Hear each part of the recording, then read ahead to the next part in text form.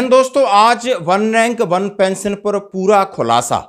आखिर हमें क्यों नहीं हो रहा है फायदा? हमारे साथ कहां हुआ छल? जबकि सरकार इतना पैसा देने के बावजूद भी आज चाहे लेस नायक से लगा करके सूबेदार मेजर ऑनरी कैप्टन तक किसी को कोई फायदा नजर नहीं आ रहा है। हो भी रहा है तो आप इसमें देख सकते हो कि 7.8% सबको एवरेज फायदा हो रहा है। आखिर ये ओआरओपी थी इन्हीं के लिए, ये कैसे खिसक गई?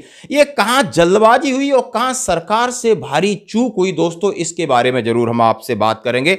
और इसके लिए एक ड्राफ्ट लेटर तैयार किया गया है 3 पेज का, और पुराने जो नोटिंग सीट है गवर्नमेंट की, एमओडी की, सारे एक एक पेपर आपके साथ दिखाएंगे और जिन्होंने इसके ऊपर काम किया है, जो इस वार्ता में थे, और उनका मैं वीडियो आपको सुनाऊंगा। आखिर उन्होंने जब अपने उनके थोड़े शब्द से पहले मैं आपको एक ब्रीफ बता देता हूं। उन्होंने कहा है कि जब ओआरओपी का वन का द्वंद्व चल रहा था तो इलेक्शन का टाइम था। माननीय प्रधानमंत्री जी जो वर्तमान में, उन्होंने चुनाव से पहले घोषणा की रेवाड़ी में कि मैं सबसे पहले ओआरओपी जेएसयू जवान को दूंगा, उसके बाद अधिकारियों को दूंगा और सबको दूंगा। यह तथ्य क्लियर था। और उन्होंने 2015 यानी 15 अगस्त 2015 में लाल किले से इसकी घोषणा करने की ठानी थी, लेकिन वो घोषणा नहीं कर पाए। और जो वो देना चाहते थे, उनके दोनों चीजें थी, वो कहां कैंची लगी और कहां अफसरों ने डिप्लोमेसी खेली, जरा उसके बारे में इसमें पूरे तथ्य शामिल है। मैं पढ़ूंगा तो थोड़ा टाइम लगेगा, लेकिन मोटा मोटा मैं आपके साथ शेयर करना चाहता हूं। उन्होंने बोला कि जो नोटिंग सीट किस प्रकार तैयार हुई थी, फिर और ये नोटिंग सीट एमओडी और सबने तैयार करने के बाद जिसमें पूरा जवानों को फायदा हो रहा था। अब उसमें क्या फायदा हो रहा था? उसमें रखा गया था कि 2013 को बेस ईयर माना और उसमें तीनों सेनाओं के जो रैंक हैं और उस रैंक में जिसकी भी हायर पे है उसको आप एक पिवट मानकर सभी तीनों सेनाओं के उस रैंक के रैंक वाइज पे को फिक्स करिए। और रैंक वेटेज की भी देने की तैयारी थी। दोनों चीजें थी। जैसे कि 2013 में एक हवलदार, चाहे वो एयरफोर्स का है, पेटी अफसर है, नेवी का हो, चाहे सार्जेंट एयरफोर्स का हो, तीनों को जोड़ो। तीनों में से किसकी ज्यादा लेंथ ऑफ सर्विस के हिसाब से मैक्सिमम पे है उसको आधार मानिए और उसमें रैंक वेटेज का पे डालिए और उसके बाद उसको हम फिक्स करेंगे। ये था 2013 का फार्मूला। और उसके साथ और इसके साथ दूसरी ये बात थी कि इसी के आधार पर हर एक रैंक को दिया जाएगा ताकि सबको फायदा होगा। और जब 2000 ओआरओपी 1 का फायदा होगा और उसी हिसाब से जब 7th पे सीपीसी लागू है 2.57 का फैक्टर अप्लाई किया जाएगा, तो ऑलरेडी पे जो 7th पे सीपीसी यानी 1 जनवरी 2016 से जो रिटायरीज आए उनकी भी पे भी बढ़ेगी, तो उनकी पेंशन भी बढ़ेगी। लेकिन हुआ क्या कि 2016 के बाद आए उनकी पेंशन कम है। आप हवलदार की देख सकते हो। जैसे मैं आपके सामने बात करूं, एक हवलदार है जो रिटायर होकर आया 2014 वाला है, उसकी 26,700 कुछ है।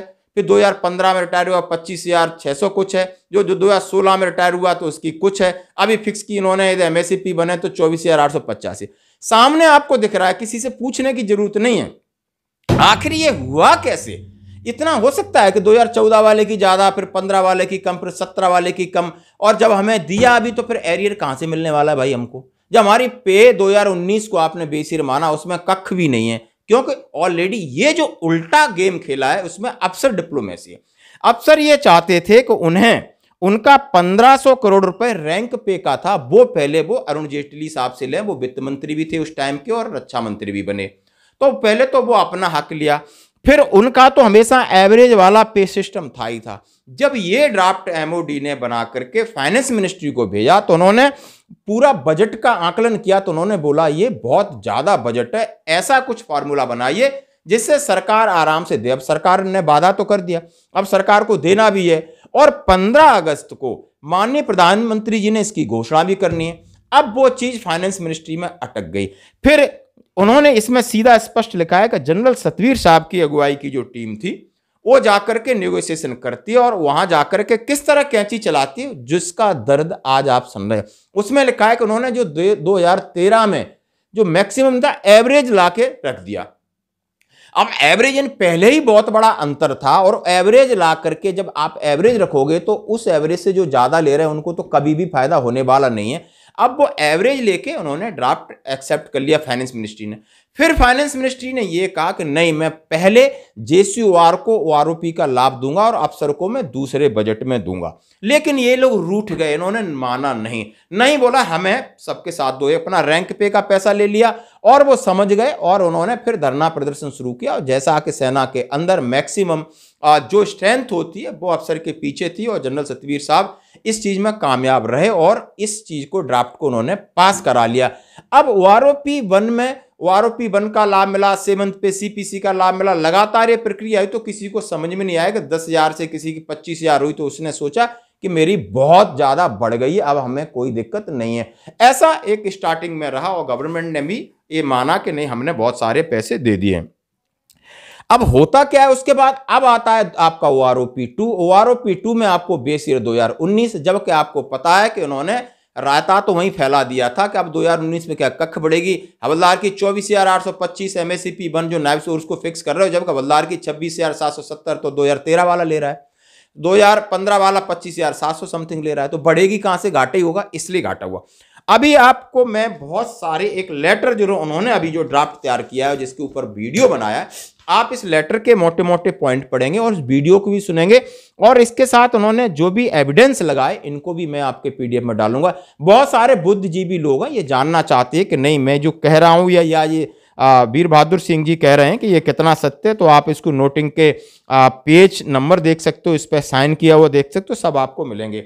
अब उन्होंने ये बोला है कि 2019 में किस तरह हुआ है, तो उन्होंने बोला 2019 में भी हमारे सेना के तीनों के अधिकारी भी उस शामिल थे, बट इन्होंने मोटा समरी कहता हूं, उन्होंने ये सोचा कि पुराने फार्मूले से ही फिक्स की जाए, इसलिए 2019 में बेस ईयर लिया और मैक्सिमम मिनिमम का एवरेज किया, इसलिए आपकी बाट लग गई, इन्होंने कोई भी नेगोशिएशन नहीं किया, ना कोई इस पर ज्यादा ध्यान दिया और उन्होंने सिर्फ सरकार देखती रही कि फाइनेंशियल बर्डन का आकलन कर रही थी, उसके आपके इन जो टेक्निकलिटी फॉल्ट हैं इनके ऊपर गई नहीं। और पहले ओआरओपी 1 में हमें मिलजुल के हम चुपचाप बैठ गए तो तब भी गवर्नमेंट को उतना समझ में नहीं आया। अभी आप समझ सकते हो, ये सारे ड्राफ्ट में आपके साथ शेयर कर रहा हूं, आप पढ़ सकते हो। इसमें सीधा लिखा है कि 2012 में पूर्व और वर्तमान पेंशन का अंतर कम करने के लिए पेंशन का निर्धारण नॉशनल मैक्सिमम रैंक वेटेज के आधार पर हुआ था। ओआरओपी की पॉलिसी भी इसलिए लाई गई थी, नए और पुराने पेंशन के अंतर न रहे। ओआरओपी 1 के संबंध में रक्षा मंत्रालय ने पहले जेसीओ जवानों के हित में प्रस्ताव फाइनेंस मिनिस्ट्री को भेजा गया था, उसमें रैंक वेटेज के साथ जेसीओआर का 2013 में गए मैक्सिमम पेंशन पर आधारित था।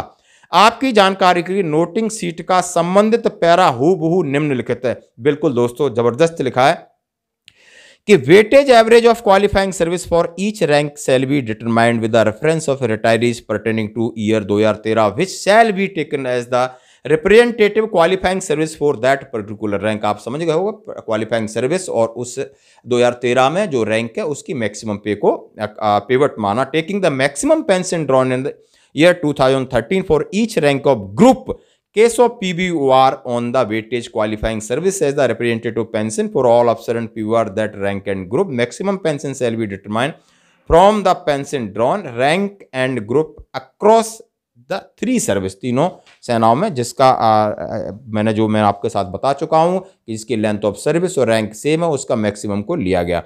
इससे सरकार का बजट ज्यादा हो रहा था, खर्चा कम करने के लिए जेसीओ को बली का बकरा बनाया गया। उसका क्या किया, रैंक वेटेज को न माना गया, मैक्सिमम के स्थान पर एवरेज कर दिया गया। Out of turn promotion, extra increment, direct entry, higher rank pension के आंकड़े को शामिल नहीं किया गया, इसलिए आपकी बाट लग गई। इसलिए आज हम रो रहे हैं और इसलिए आज हमको इकट्ठा रहना है, एक आवाज बनना है, नहीं तो आपको कोई नहीं पूछने वाला है। ओआरओपी का आधार एसपीएस वेनेस वाई सुप्रीम कोर्ट के आदेश को माना गया। इसमें लिखा है माननीय प्रधानमंत्री ओआरओपी को 15 अगस्त 2015 को लाल किले से घोषणा करना चाहते थे, लेकिन ओआरओपी का ड्राफ्ट फाइनल नहीं हुआ था। बजट कम रखने के लिए ओआरओपी की परिभाषा को डाइल्यूट किया गया था। जेसीओ जवान की लंबित मांगें जो हर पे कमीशन में उठाई जाती हैं, उनको मानने से उत्पन्न विसंगतियों के खिलाफ भारतवर्ष के पूर्व सैनिक लाखों की संख्या में 6 अगस्त 2023 को रामलीला मैदान में प्रदर्शन करेंगे।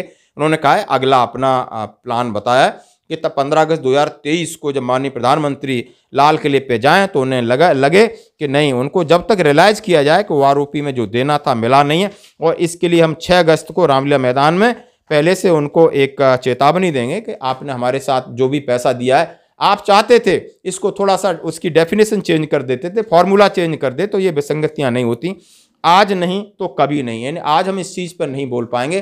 वो आरओपी 3 जुलाई 2024 से लागू है। जो लोग शांत अपने घरों में बैठे ये न समझें कि बस ऐसे ही मिलता रहेगा उससे हम संतुष्टि कर लेंगे। संतुष्टि नहीं, आप अपने हक के लिए, वाजिब हक के लिए वाजिब तरीके से बिल्कुल अपनी बात को रख सकते हैं। और ये आज बिल्कुल ये वक्त की मांग है कि एकजुट हो जाइए और सरकार के सामने खड़े होइए, सरकार पर दबाव बनाइए ताकि सरकार आपकी मांगों को मंजूर करे और आपको न्याय मिले। दोस्तों धन्यवाद। से अधिकारी वर्ग की लॉबिंग से इनको 1500 करोड़ रुपया मिल गया। जब 1500 करोड़ रुपया मिल गया, वो रिलीज हो गया, तब ये लोग आरोपी की मांग करने लगे। हम लोग भी 2013 में वॉइस ऑफ एक्सर्विसमैन सोसाइटी के नाम से अलग संगठन खड़ा किया था, जो सिर्फ जेसीयू एनसीयूआर की बात करता था। इसमें पदाधिकारी से लेकर मेंबर सभी इसी रैंक के होते थे। वार्ता हम लोग भी आंदोलन कर रहे थे, वार्ताओं में जा रहे थे। इनकी वार्ताओं में, इनकी जो वार्ता थी उसमें वो आरोपी कम एनएफयू पे ज्यादा जोर दे रहे थे। उनको मालूम था कि वो